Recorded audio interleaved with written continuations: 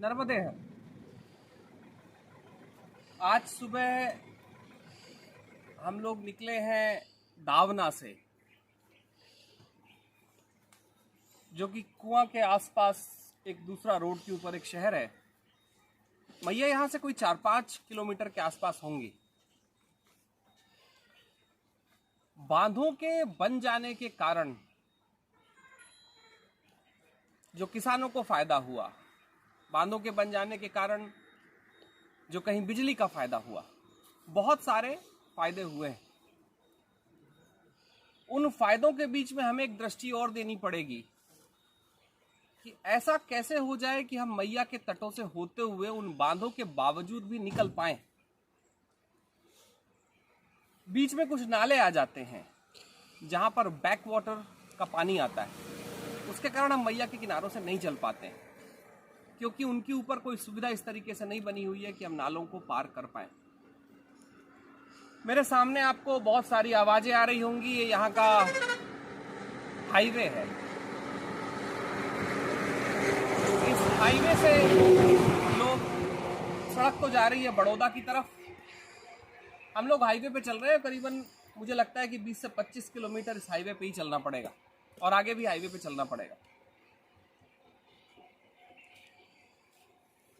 हम लोग यहाँ पर आ गए, इतनी दूर से चल रहे हैं, कर तो यात्रा मैया की कर रहे हैं। आज मैया के दर्शन हुए, कलशों में हुए।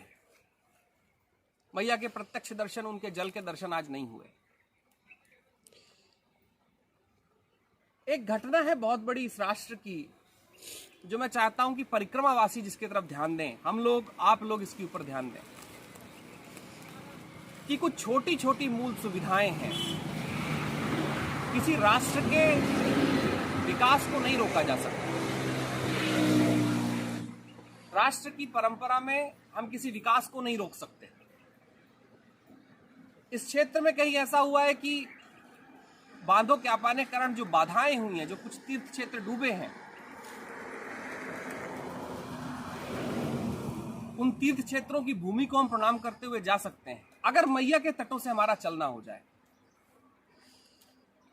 मुझे कहा गया था कि आप उन स्थानों को चिन्हित कीजिएगा, मैं चिन्हित कर रहा हूं।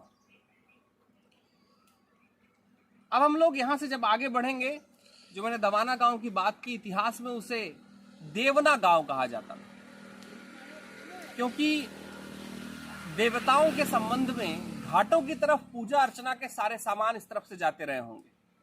अब वो भ्रंश होकर दवाना हो चुका है। हम दवाना, या मेरे कहे अनुसार देवना से जब आगे बढ़ेंगे तो हम लोग आज अंजड़ तक शायद पहुंचेंगे। मोहीपुरा जाने का पहले का कार्यक्रम था, लेकिन ऐसी कुछ सूचना आ रही है कि शायद हम मोहीपुरा तक जिस तीर्थ के दर्शन करने जाते हो, शायद तीर्थ अभी मैया के पानी के कारण कहीं जल पे मग्न है। उस तीर्थ के बारे में मैं दोपहर में आप सब चीज चर्चा करूंगा। यहां से लेकर बड़वानी तक कुछ बड़े महत्वपूर्ण तीर्थ भारतीय इतिहास के हैं, सनातन इतिहास के हैं। और उन सारे तीर्थों में एक बड़ी महत्वपूर्ण बात है कि वो कहीं माताओं के साथ, मातृशक्ति के साथ, भारत में देवी आराधना के साथ कहीं जुड़े हुए हैं। असल में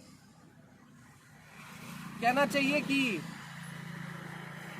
खड़क घाट से या खड़क बुजुर्ग से बड़वानी तक की यात्रा है, वो मैया के तीर्थों में देव शक्ति की, देवीय शक्ति की यात्रा है, आद्य शक्ति की कहीं यात्रा है।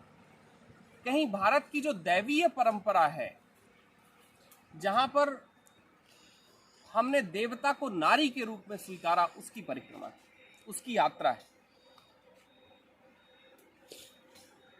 बड़वानी के आगे शूलपाणी का घना जंगल मिलेगा। एक घटना मुझे याद आ रही है कि आज से जब वर्षों पहले प्रभुदत्त ब्रह्मचारी जी ने रोड से परिक्रमा की थी मैया की, तो अपने संस्मरणों में लिखते हैं कि दैवीय परंपरा में, मातृशक्ति की परंपरा में बड़वानी क्षेत्र को उन्होंने महिला उत्थान के क्षेत्र के रूप में अपने संस्मरणों में लिखा है। हमारी आज की परिक्रमा में आद्य शक्ति की आज यात्रा है, आज परिक्रमा है। नर्मदे हर।